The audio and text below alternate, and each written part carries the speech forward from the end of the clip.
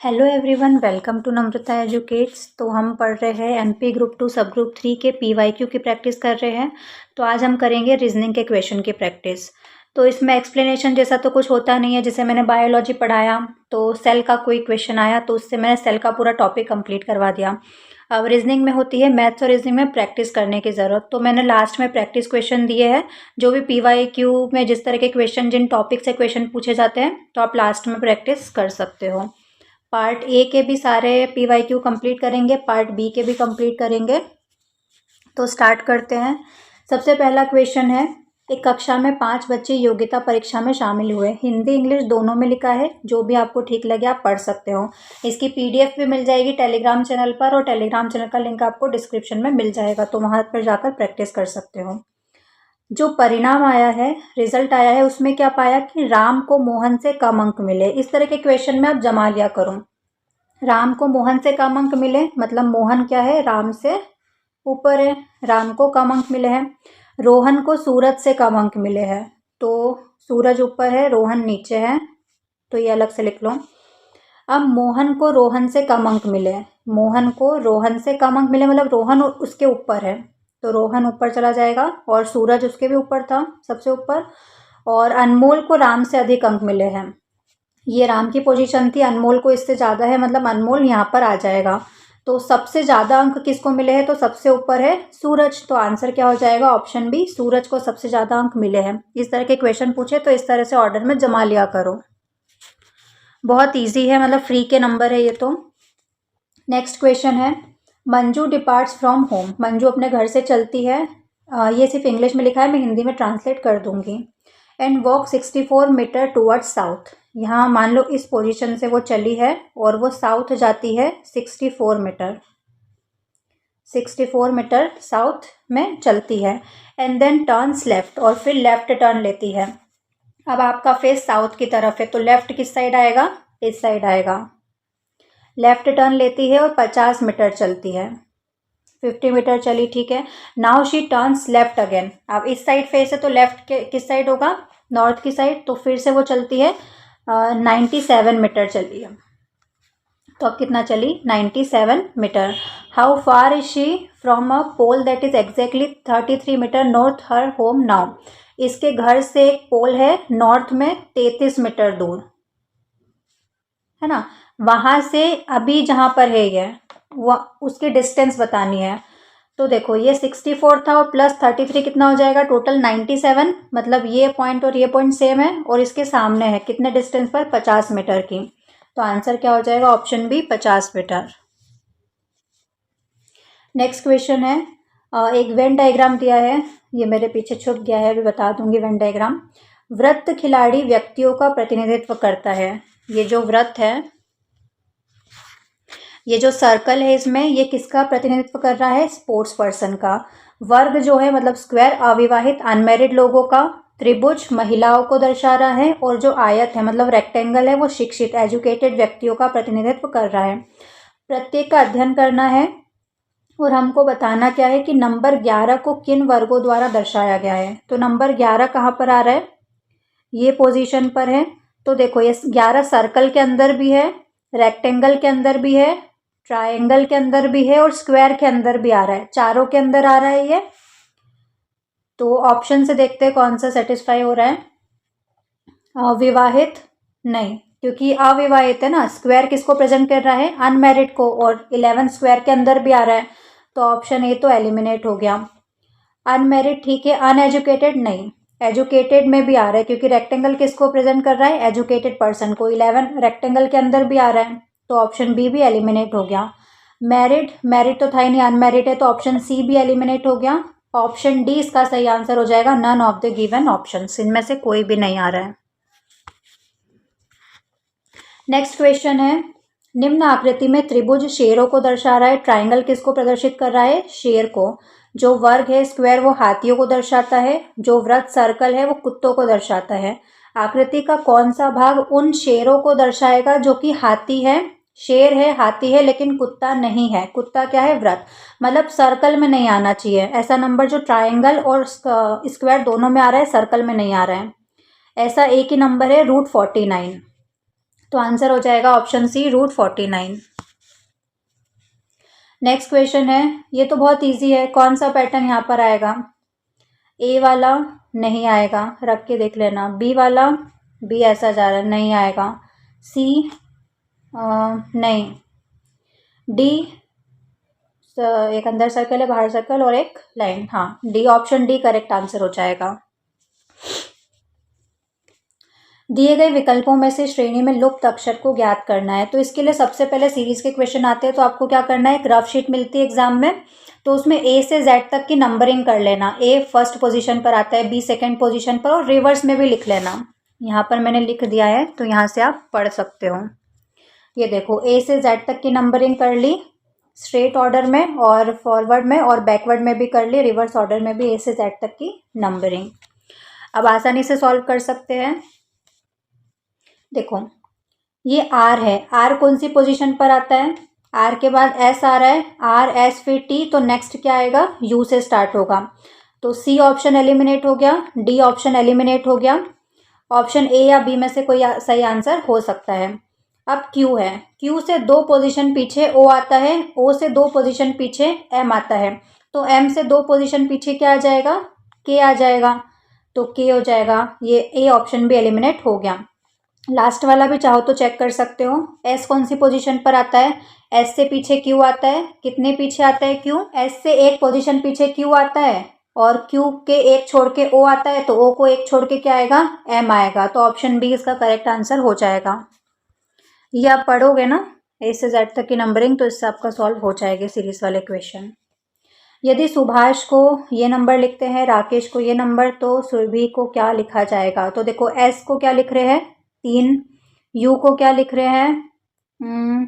1, are को 8, B को 0,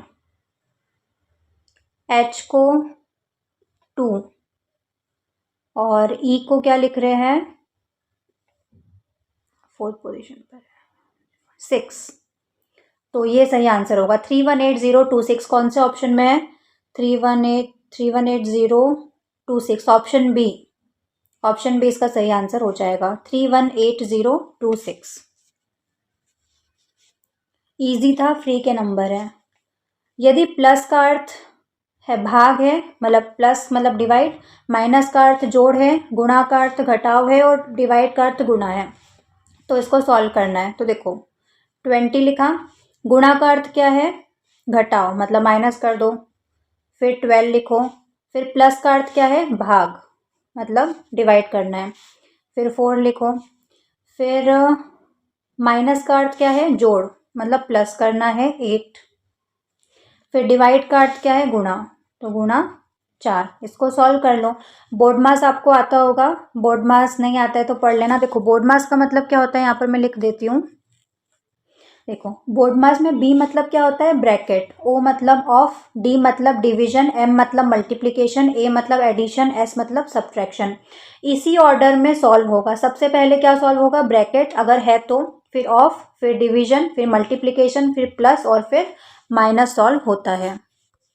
अब यहाँ पर देखो, अब यहाँ पर ब्रैकेट तो है नहीं, तो सबसे पहले क्या? डिवीजन सॉल्व होगा। 12 को 4 से डिवाइड करेंगे तो कितना आएगा? 20 माइनस 4 3 ज़ा 12, तो 3 आ जाएगा, फिर प्लस 8 मल्टीप्लाई 4। डिवीजन के बाद क्या सॉल्व होता है? मल्टीप्लिकेशन, तो 8 को 4 में मल्टीप्लाई कर देंगे, तो 20 माइनस 3, 8 4 ज़ा 32, तो 32 आ जाएगा।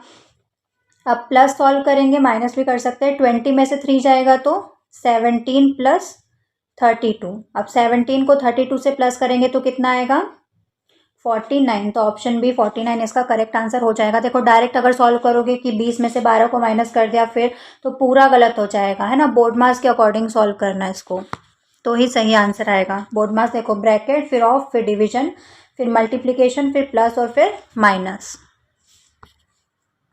प्लस माइनस में भी साइन का ध्यान रखना। प्लस प्लस प्लस होता है, माइनस माइनस भी प्लस होता है, प्लस माइनस माइनस होता है, और माइनस प्लस भी माइनस होता है, और जो बड़ा नंबर होता है उसका साइन आता है।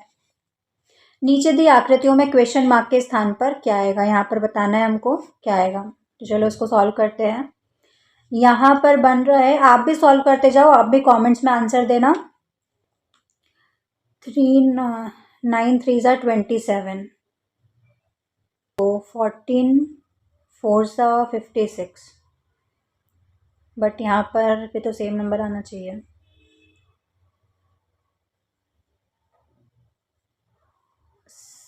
अब इस क्वेश्चन में जो मुझे समझ में आ रहा है वो होगा, यहाँ पर 3 को 27 से डिवाइड करेंगे तो बॉटम वाला नंबर आ रहा है। यहाँ पर 14 को 56 से डिवाइड करेंगे तो 4 आ रहा है, लेकिन वो तो ऑप्शन में है नहीं। तो लेफ़्ट वाले नंबर को अगर 56 से डिवाइड करेंगे तो 7 आएगा, जो कि ऑप्शन में है। तो ऑप्शन बी 7 इसका आंसर हो जाएगा। कुछ और भी सॉल्यूशन हो सकता है, इसको देखना पड़ेगा एक बार, तो आप भी करके देखना। If plus means minus, multiply means divide, divide means plus, minus means multiply. अभी जैसे करवाया था सेम वही क्वेश्चन है। तो देखो क्या है, 46 मल्टीप्लाई है, मल्टीप्लाई मीन्स डिवाइड, तो डिवाइड कर दो, 2 लिखा। माइनस मीन्स मल्टीप्लाई, मल्टीप्लाई का साइन लगा दो, 4। Divide means plus, plus 8। देखो बोर्ड मार्क में सबसे पहले ब्रैकेट होता है, लेकिन ब्रैकेट तो इसमें है नहीं, तो डिवीजन सॉल्व होगा। तो 46 को 2 से डिवाइड करेंगे तो 2 2 ज़ा 4, 2 3 ज़ा 6, मल्टीप्लाई 4 प्लस 8। अब मल्टीप्लाई और प्लस में से मल्टीप्लाई पहले सॉल्व होगा। 23 4 ज़ा कितना होता है, 12 2 हासिल लगा, 1 4 दूनी 8 और 1 9, 92 प्लस 8 कितना हो जाएगा, 100। Option C will be the correct answer. अब नेक्स्ट क्वेश्चन फिर से वो सीरीज वाला है, तो ABCD की नंबरिंग आपको याद है तो आसानी से सॉल्व कर सकते हो।